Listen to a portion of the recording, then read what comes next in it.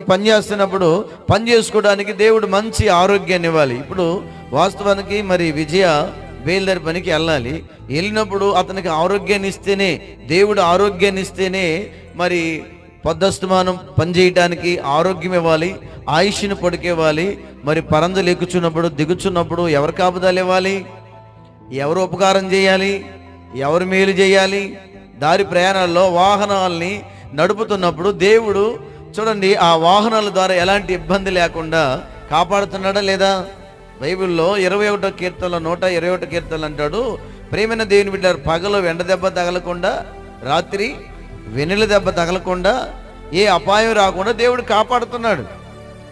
ప్రేమైన దేవుని బిడ్డలారా, ఏం చేసినట్టు కాపాడుతున్నట్లు అంటే ఉపకారం చేసినట్టే కదా.